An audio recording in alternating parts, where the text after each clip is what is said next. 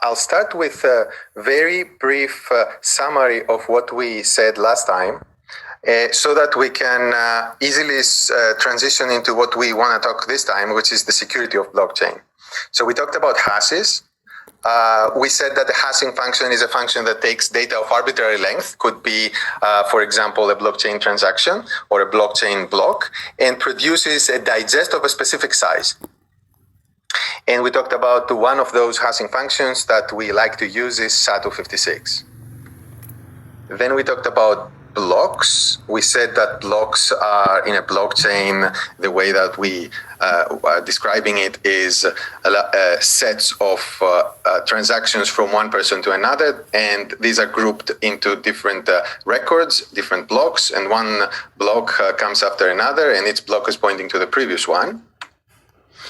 Then, in order for us to simplify a little bit the visuals, we encapsulated all this valuable information into under the word data, so that we can emphasize that what makes a blockchain is that you chain those data together with a hash to the previous block and the hash of the current block, and that hash is essentially concatenating the data with a nonce, which nonce is a number that the node that is producing the block is able to change arbitrarily, and they actually are changing it thousands of times or millions of times per second until they find a hash that makes the block valid, and that was defined as a hash that starts with a lot of zeros, and that's because it's pretty unlikely to find a hash that starts a lot of zeros.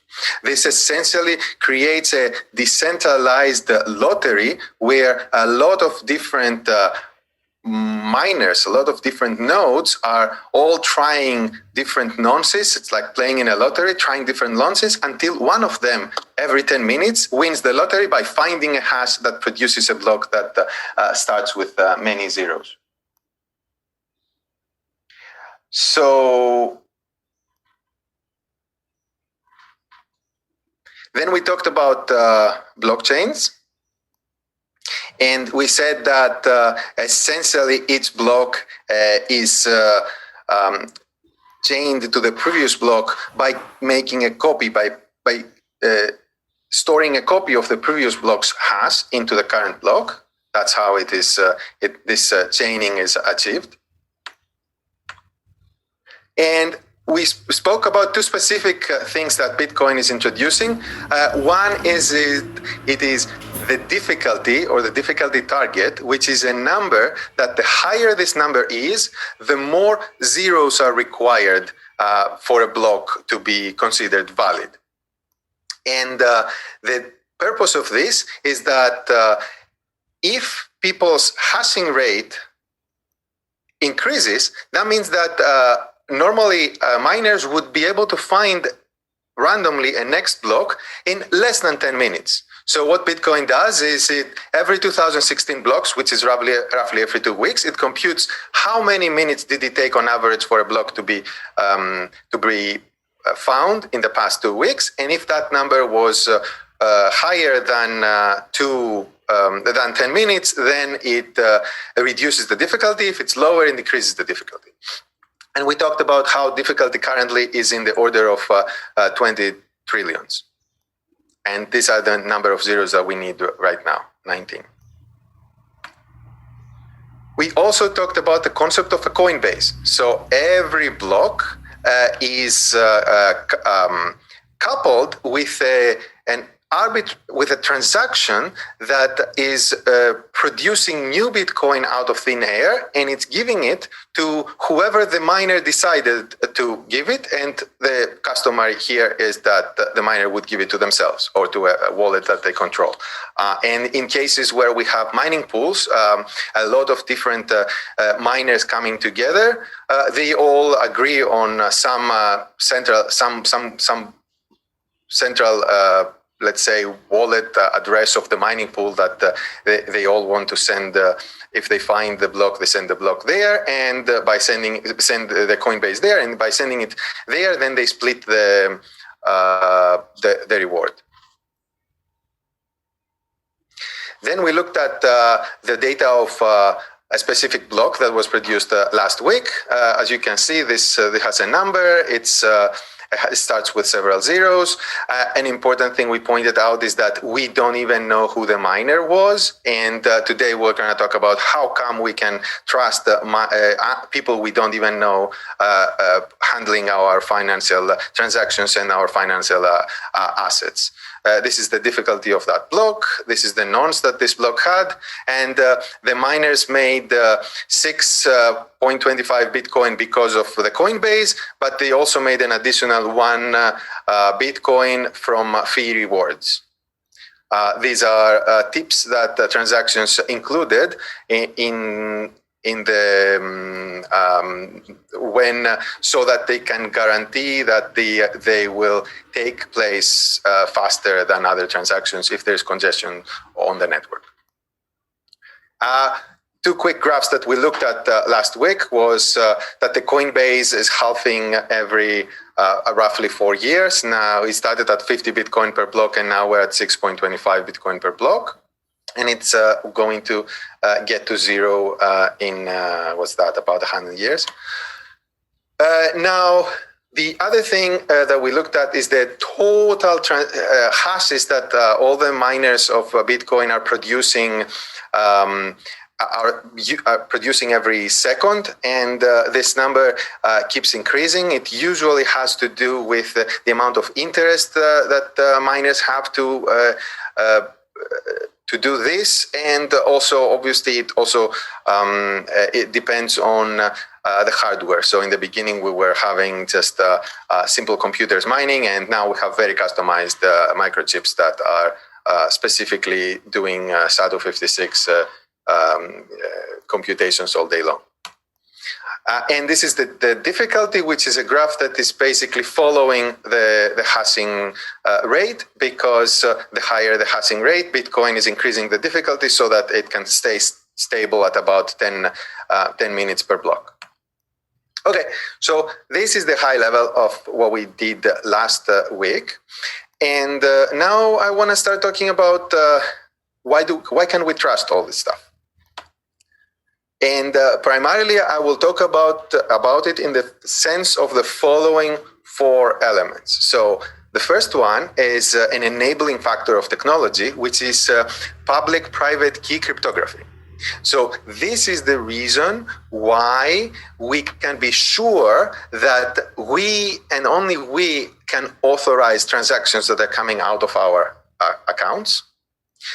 Then we're going to talk about how difficult is it to actually break the underlying crypto, the hashing functions, the public-private key cryptography, etc.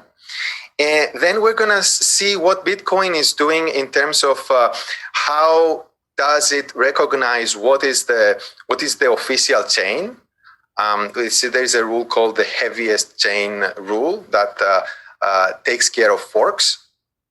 And finally, if all this fails, there is economic incentives, crypto economics, they call them, that help strengthen the security of blockchain. People have interests to actually not break stuff.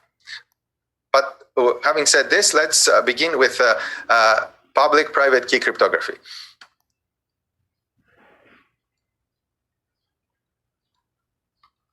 Right. So why is this needed? Like I said, in the previous class, we were able to just write Alice sent to Bob 3 Bitcoin. We just wrote it there in the data field of the block. But there's no guarantee that Alice is the one who is actually sending those funds over to Bob. And that's what I mean in the slide by saying, this is as good as garbage, our design, because anyone could go and change and say, okay, Alice, send me funds. And Alice can say, no, I didn't. So, as I said, this is cryptographic signatures is the key here. So let's talk about cryptographic signatures. In the physical world, piece of papers, a person's signature is the same everywhere. or at least it doesn't depend on the document the person is signing. It just depends on the person's signing the document. So my signature would look the same regardless of whether I'm signing this document or another document. Someone could even try to forge it or copy paste it if it's a PDF and then pretend that I authorized a certain document. But there's an invention here that in the digital world, in the cryptographic signatures world, the signature is actually a function of the message itself. So if I am signing a contract, then my signature is specific to this contract. And let's see how this works. It works as follows. There is a concept of a secret, public key, private key. I will be calling it secret key rather than private key because it starts with an S, and we have the concept of a public key which starts with a P. So I want to have different initial consonant. So we have a key pair. We have a secret key and a public key that belongs to a person or is generated by a person. And then there is the algorithm, the cryptographic signatures algorithm, which contains two functions. It contains the signing function and the verifying function. So let's look at what the signing function does. The signing function gets the private key, the secret key of the signer, and a message, and produces a signature. So the message now could be something like, I authorize this person to get X amount of Bitcoin from my account. Now, there's the other function, the verify function, gets the public key of that person, gets the message and the signature, and responds with a true or false of whether the signature is valid for this specific message. So as you can see, the secret key always stays secret with the person who is authorizing something, and the public key can be public. Anyone can know about it. The message can also be public. Like, for example, on the blockchains are public. Most public blockchains have completely public data so that you can see that a transaction happened or not. So it's right there. And then they also include the signatures. It's also right there. And the public key is also can be right there or claimed by the owner. The interesting thing that I was saying the other day in a previous lecture about these public keys is that only the person who has the private key can produce signatures from that from the public key of the corresponding private key. Let's look at this in practice. I like this visual open source software that allows us to see this in practice.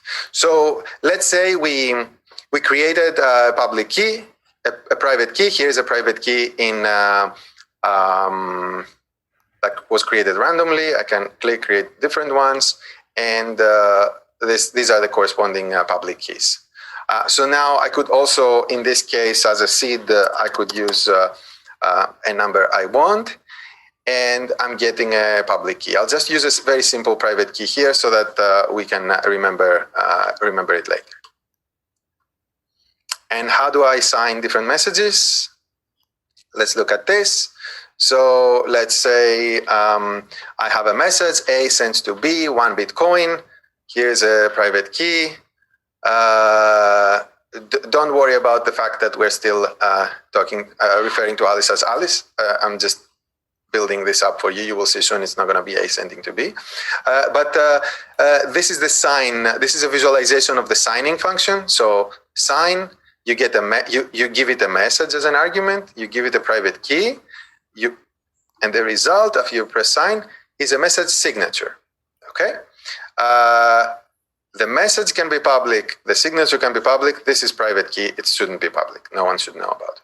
Now we have the verify function. So if we copy this data and paste it over to the verify function, and we have the same message, we have the public key of the signer and the signature of those two. And then when we click verify, we will see that this tells us that it's green. So it is verified. Yes, it's correct. So if anyone came here and said, no, actually the message was 2 Bitcoin, I changed my mind of what I want to receive, then that doesn't verify. And this is pretty much all the magic. If you change this back to 1 Bitcoin, it verifies, or if you try to change the public key, it doesn't verify, or if you try to change the signature, it doesn't verify, and pretty much anything you touch here, it's going to stop saying this is a valid signature.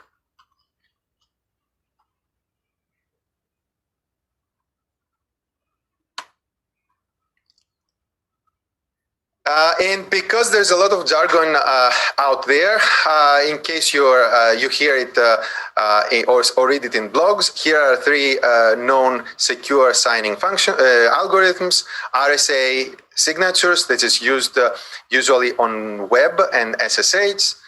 There is something else called ECDSA, that's based on an algorithm that's using elliptic curves.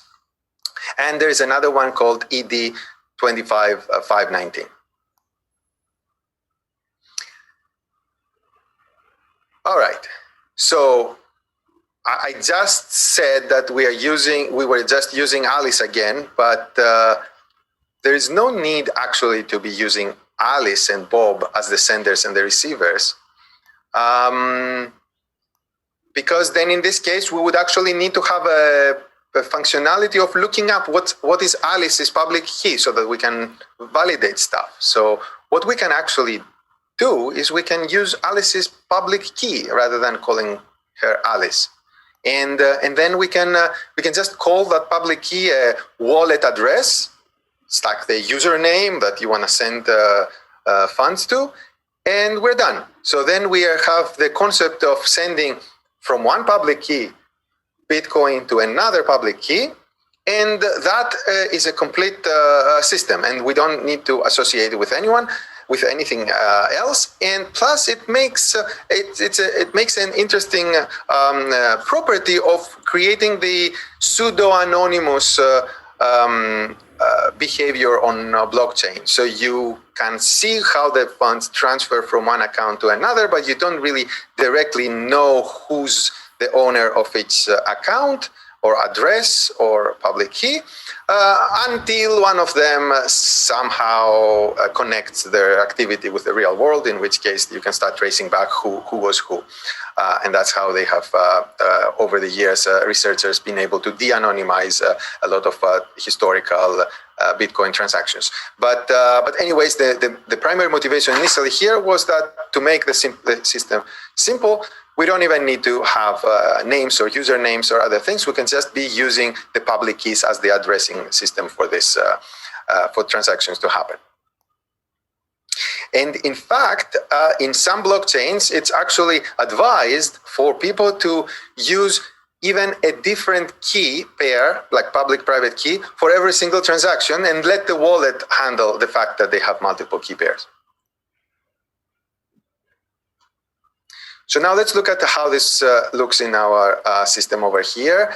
We're not looking at the block, we're looking at a specific transaction. So let's say there were 20 Bitcoin that need to be transferred from Alice to Bob. We're not using Alice anymore, we're just using Alice's public key and Bob's public key. And then we need to use Alice's private key to authorize this transaction. So let's do it. Here's the signature, the authorization of this transaction, and Bob having the transaction, the public key of Alice, which is right here, and the signature can basically claim the funds. And that's how I can show this. This is the message. This is the public key of Alice. You click verify. It's all green. If Bob were to say that no, Alice sent me 20 Bitcoin, 21 Bitcoin instead of 20, then it wouldn't verify. And even if Bob changed anything else, it will still not verify, as I was saying. All right, so now let's look at this, how it would look all together.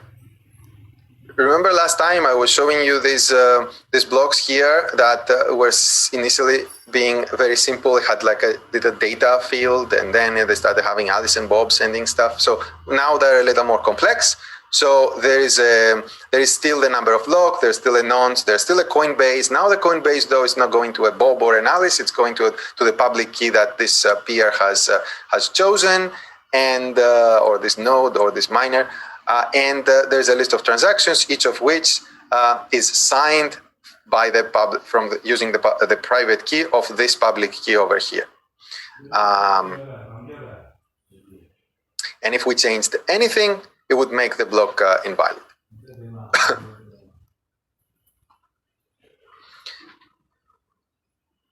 There's a concept that I can talk about later, which is for optimization reasons, the actual header of the block doesn't need to actually include all the stuff that I was showing you right here.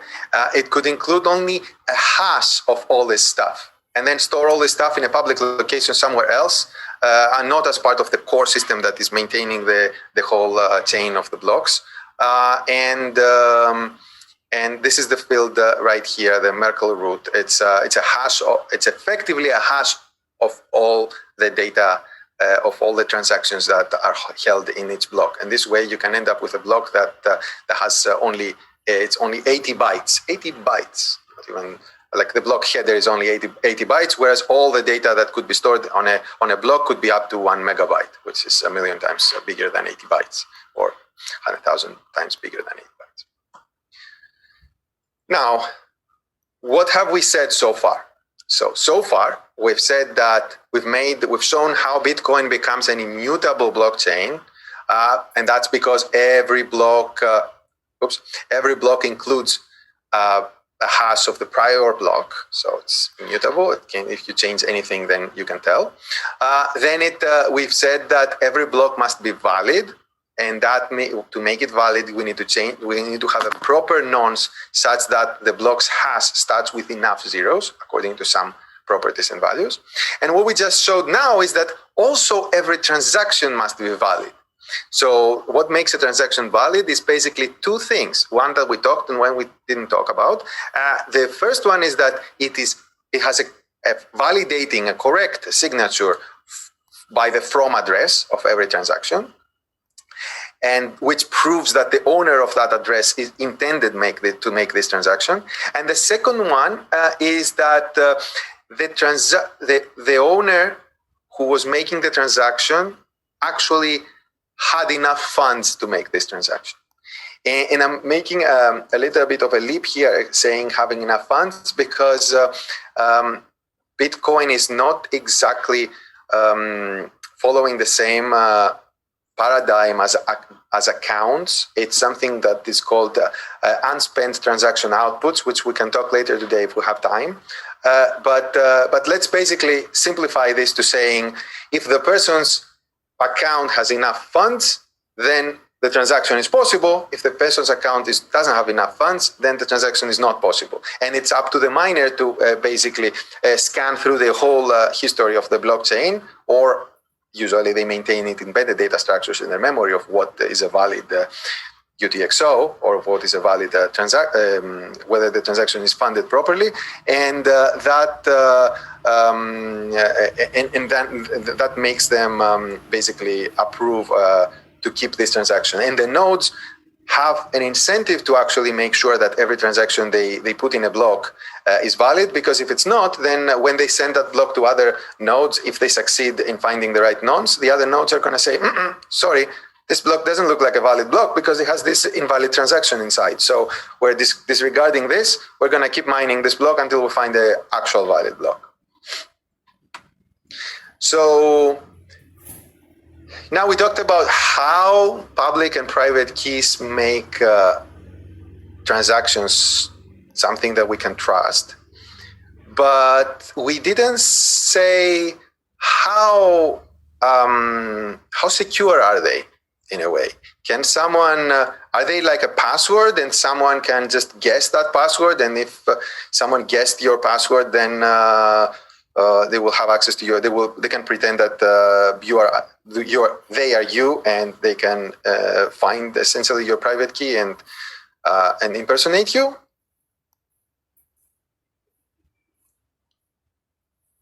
Let's look at hashing functions, because signatures, signing, all these signatures essentially depend on hashing functions, because the whole signing and verifying algorithm has multiple steps, but some of these steps include hashing. So that's where a big bottleneck of cracking this whole thing would be on, like cracking a hashing function. So that's why we're talking about hashing functions, even though the bigger picture is cracking a signature. So like we said, the hashing function, data of arbitrary length, is producing a digest of a specific size, and we looked at one of those. And now I wanted to talk to you about what would it mean to crack such hashing function. It's the most obvious attack is you have a hash, you have initial data, and then you want to say, okay, I want to change this data to something else that that actually was a question last class, and then I want to pretend that something else happened instead, and then this other something else would have the same hash. This is possible, and actually this is even more difficult than what I'm trying to describe here.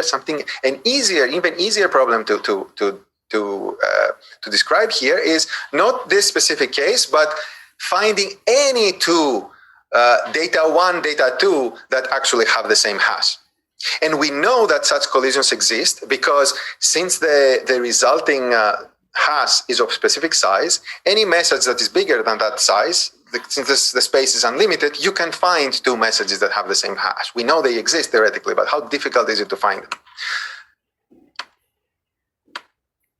Now, the other thing that I want to define here is that a hashing function is collision resistant, or like cryptographically secure, as we say, if it is very hard for that function to find collisions. And one such function is SHA-256, what Bitcoin is using. The outputs, the SHA-256 hashes are 256 bits, which if you represent it with visual hexadecimal digits like this, it's 64 hexadecimal digits. This is an example of a hash of SHA-256. Bitcoin is actually using SHA-256 of SHA-256, so it takes the message, gets the hash, and gets the hash one more time. And Ethereum is using another thing that's called SHA-3, but despite the fact that it is newer, it doesn't make SHA-256 any less secure, as we will see right now.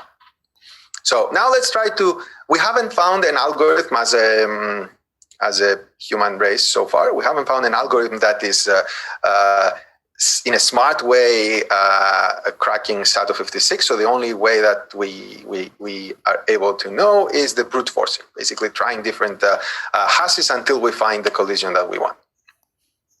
Now, how many hashes do we need to try before we find a collision? So we said it's 256 bits, and because in this case we don't even care about finding a collision of a specific predetermined values, we only need to find any collision. In the same way that it's a similar problem is you are in a classroom right here. What is the probability that two students have exactly the same birthday? This is an easier problem than saying, what is the probability of someone else has the same birthday as me? So in this case, I'm just basically trying to say that even though we have 256 bits, to attack the problem here, we would need to compute 2 to the power of 128 hashes, which is less than 2 to the power of 256 hashes, which would be extremely bigger, much bigger.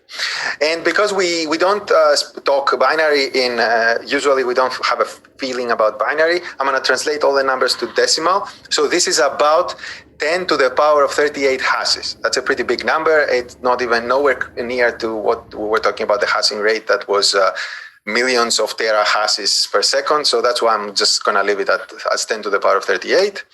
And Now, as we saw earlier, all Bitcoin nodes together are currently computing 140 exahashes per second. So this, I will see how many exahashes per second or hashes per year we would have. So 140 times 10 to the power of 18 times 86,000 seconds per day times 365 days per year. That gives us 10 to the power of 27 hashes per year. Okay, so at this rate, this would take 100 billion years to find one collision on SADO56. So how did I find this? 10 to the 38 divided by 10 to the 27, that's 10 to 11, which is 100 billion years. So that's how hard it is for us to find a single collision, not yet to basically say impersonate Alice. So that would be even more difficult, impersonating Alice specifically, but even finding. So we haven't found any collision on SADO56. We know they exist. If you find one, you will be extremely famous. And to put this even in perspective, because 100 billion years sounds like a lot of years, but our entire universe is about 13 billion years old. So that means that it would need to take today's miners, all the miners in the world, if they stopped mining Bitcoin and started trying to attack one hash of SADO56, it would take them 7 times the entire lifespan of our universe before they can find a hash. Whoa, that sounds pretty darn secure, right? Well,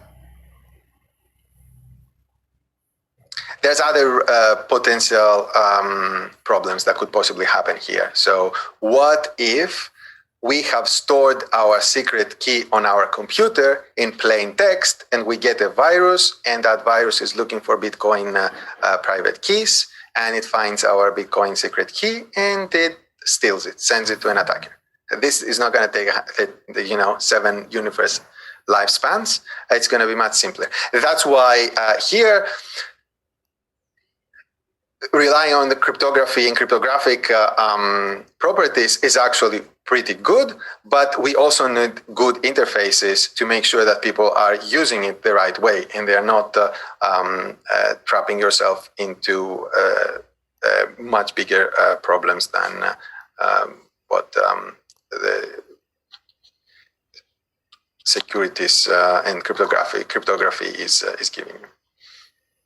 So now let's look at the next topic, which is something, an additional point. As I said, different cryptocurrencies have, oops, it's jumping. Different cryptocurrencies, let me not open it yet. Different cryptocurrencies place emphasis in different properties. So there are 3 basic. There is an old computer science theorem that has been proven that in fault-tolerant distributed systems, you can only have 2 out of 3 properties. One of the properties is whether you have fault tolerance or not, but we need this because we're building a blockchain, so we can't give up on that. And the other 2 properties is safety and liveness. Safety essentially means whether your transactions can be reverted or not. You can have forks, whether you can have 2 parts of the distributed system that may be on an inconsistent state. So one blockchain says this transaction happened and one says it didn't happen. That's safety. And the other one is liveness, which means that the blockchain, no matter what, will keep producing blocks, or the distributed system will keep making steps in the future. So there are different cryptocurrencies that take different stances. Bitcoin emphasizes liveness. It means that even if there's a network split, or even if there is a lot of computers that all of a sudden go offline, then the blockchain will continue producing blocks. In other cryptocurrencies, they emphasize the safety, which is if there is a giant network split or some other weird thing, then the nodes are going to stop producing blocks, because there is a possibility that if they produced a block, they didn't have enough confirmations from all other nodes. There's a possibility that this block might result into a fork. So there's two schools of thought here. And now I'm going to describe how the Bitcoin is solving the situation when forks happen, since we know that in Bitcoin is violating safety. So the way this Bitcoin does it is by longest valid chain rule, or the heaviest chain. So essentially, if we have a fork, for some reason there was a block 50A that was after block 49 for some nodes, and for some other nodes there was a 50 block, and maybe they continued mining and they found a 51 and a 52. Then when all the nodes, including the ones who decided this block down here, become aware of the entire chain, including the fork, they will all basically abandon any shorter blockchains, and they will all agree that the official blockchain is the one that is the longest. And just to be 100% clear here, it's not really the longest, it's the heaviest. And by heaviest, I mean each block has a weight. The weight is the D, that difficulty. So you intuitively, you get the difficulty, you sum up the difficulty of all the blocks, and this blockchain is heavier than this blockchain, so you take this blockchain. Because someone what could do is it could take a really small difficulty here and produce a ton of blocks, and then the sum of all the difficulties here is actually smaller than the sum of than the difficulty over here, and it's not a sum; it's a different function, but simplifying it like that, and then it would basically try to fool everyone to follow this blockchain when they actually produced it with the smaller number of zeros in the beginning. That's why it is the heaviest, but visually we can look at it like that. So what we saw now, going back to the properties of our blockchain, we already talked about the first three. Every block includes a prior block's hash, making it immutable. Every block must be valid because the nonce should have enough zeros according to the current state of the blockchain. And every transaction must be valid because it must have a valid signature. It must be actually using funds that they exist. And what we just said is that every block should be part of the blocks of the longest chain. And this is what makes our whole blockchain. It closes the loop in a way that makes all the properties that we wanted to have in Bitcoin. Now, let's look at one more thing, economic incentives. So there's a lot of different attacks that you can do on Bitcoin. None of them is considered to be catastrophic, since Bitcoin is working. But there's solutions like mitigations for each one. But I will tell you about one that's pretty important, and how the economic incentives is fixing it. So the 51% attack. So if you somehow had a mining pool or a single entity like that managed to be able to produce 51% of or more of the hashing power of every given second of the whole collection of all miners of Bitcoin, that means that this entity would be producing 51% blocks versus everyone else would be producing 49% of the blocks. That means that this entity could always be ignoring everybody else's blocks. So if there was a block 33 and then someone found 34, and this bottom row is the one that is the attacker here. And then what the attacker could say is like, oh, you found 34, don't worry, I will keep mining 34 until I find one that is sending all the Coinbase to me instead of sending it to you. And even if the rest of the world was able for a little bit to have a longest chain, on average, because they have more hashing power, this bottom chain out here will always be slightly bigger than the one up here, making all these nodes constantly dropping their blocks, saying, never mind, actually, I'm not able, my block here or these blocks here are not part of the longest chain, this chain is longer. They will always be doing that eventually. And then this will be compounding the problem, because every time the two things become the bottom one, then the top will be starting from scratch again. This is going to cause a situation where this miner will be always not getting 51% of the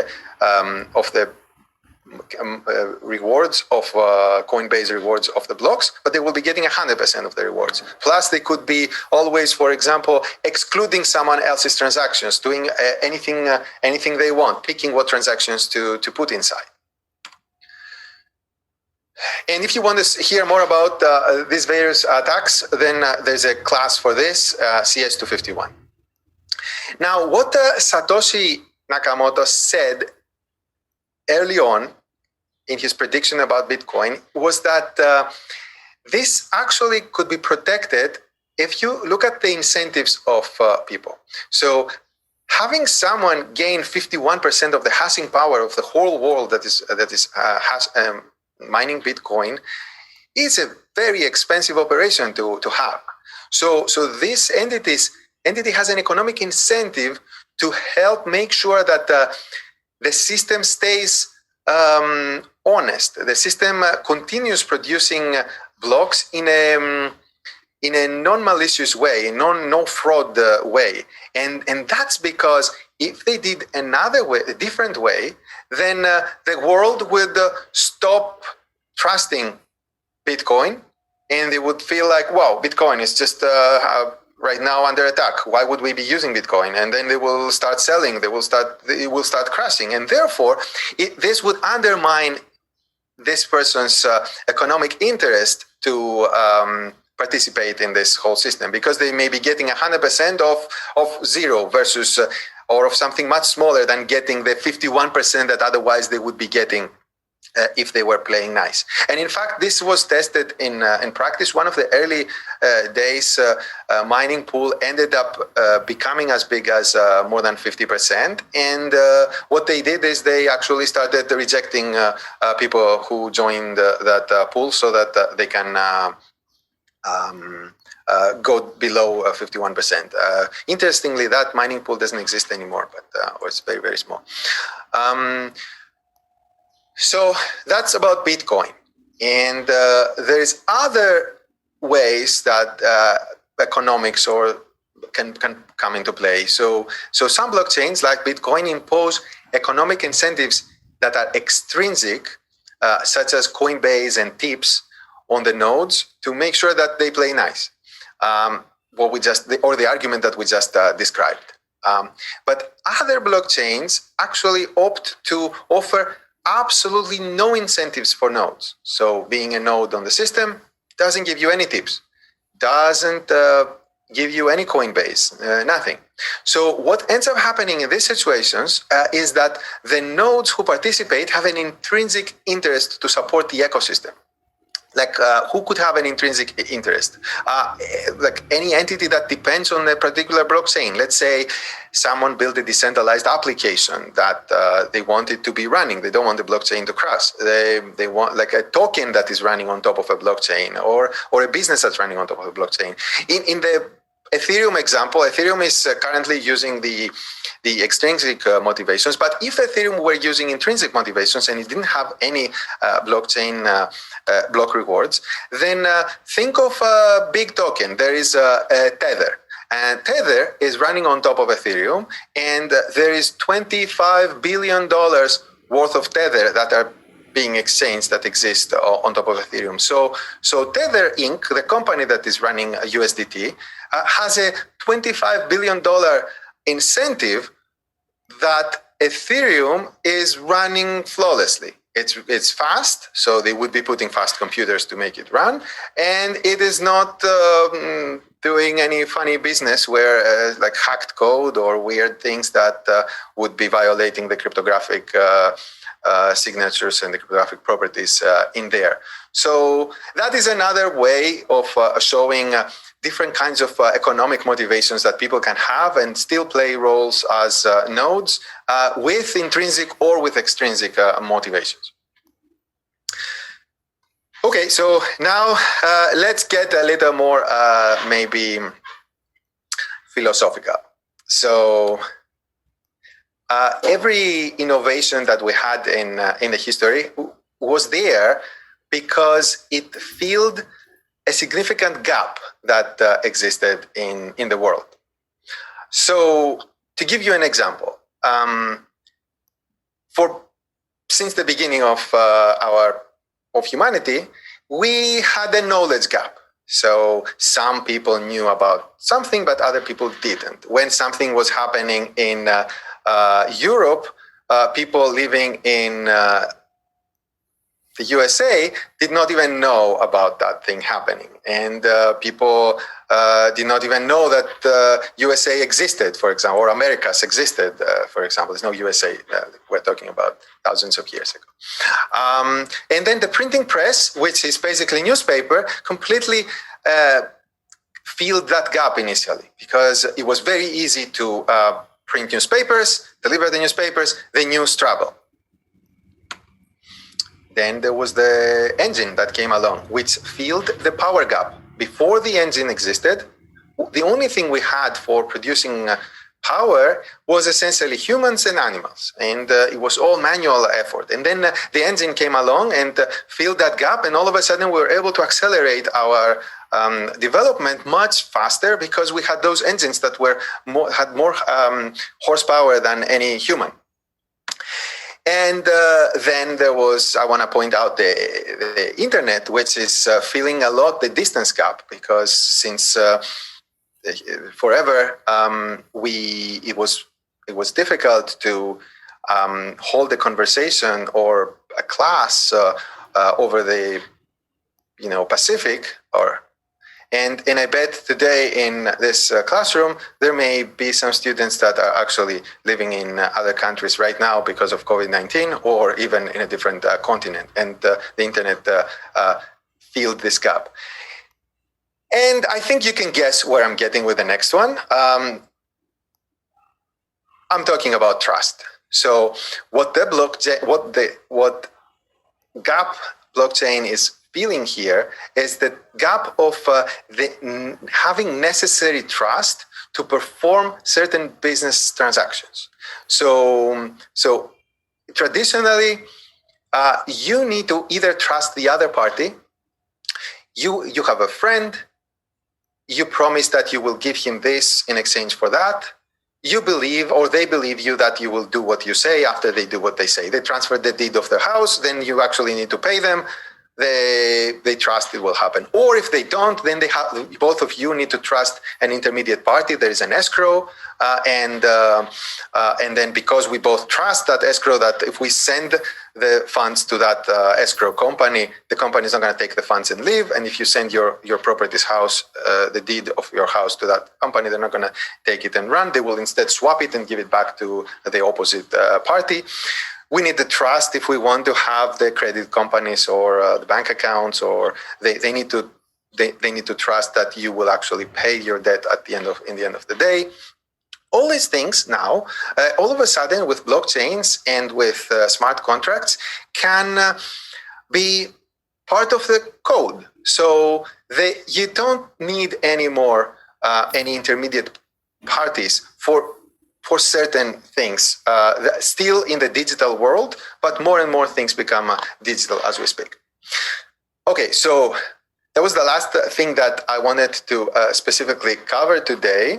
We are at a time, so anyone, it's 10:50, so anyone who has another class and needs to go, you guys are welcome to leave right now. That's the end of the class. But I will stay for a few more minutes until 11 for anyone who has questions, and happy to answer those questions.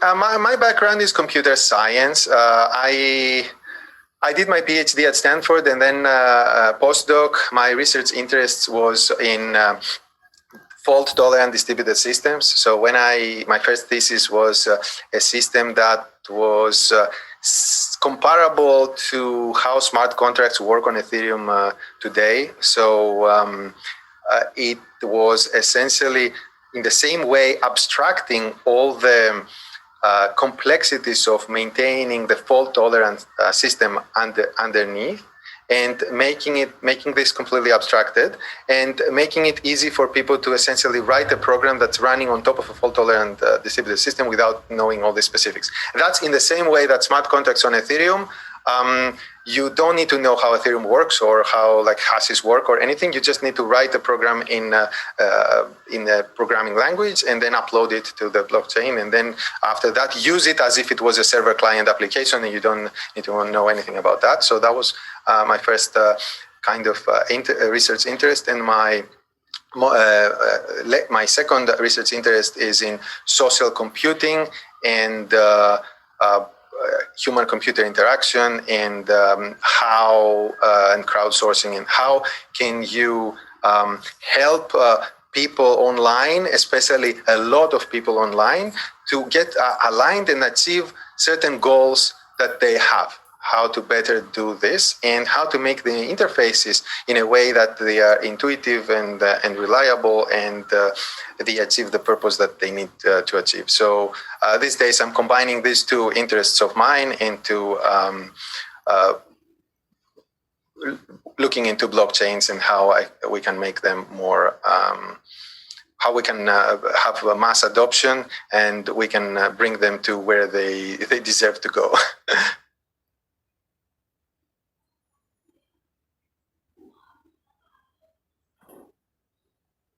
I think that every time there is a new technology that is better than the previous technology, there is a lot of parties that were the leaders or of the previous technology that are being affected. And some of them, they see that they need to adapt to continue being leaders, and others, they just ignore it. So I think what you mentioned, they need to see and adapt. I can give you an example with digital cameras.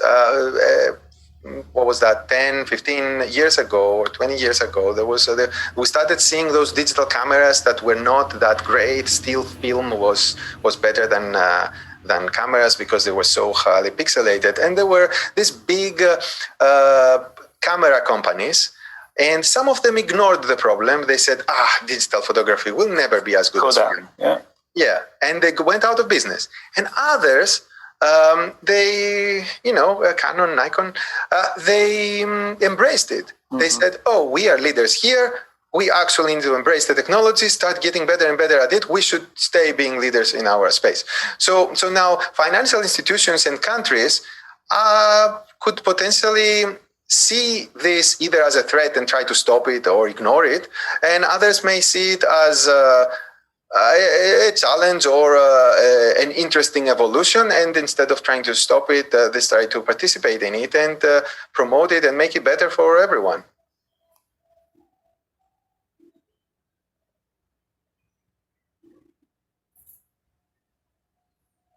The technology has proven to always come and become better and better when it needs to be. I'm not sure here how much Bitcoin is going to evolve, or it needs to evolve. Bitcoin was the first currency that essentially, over the course of the last 10 plus years, it proved to the world that digital currencies, cryptocurrencies and blockchains, they are actually possible. And not only possible, that they can actually represent economic value. So this by itself is huge. So now, whether this is also the fact that Bitcoin was the first one and it wasn't, it is very simple. You see in a couple of lectures, we can pretty much describe 90% of it, and then the rest is technical implementation details. That obviously makes it a little simplistic for certain things, or for certain situations that were not predicted by Satoshi 10 plus years ago. But in the end of the day, does it really matter? What's important is that now the world knows something better, and the world will adapt, whether it is by changing the code of Bitcoin, whether it is by changing our regulations, whether it is by changing our mindsets, or whether it is by creating new and different other coins that make more sense in 2021. In the end of the day, what's important here is that there is a new technology that has significant advantages.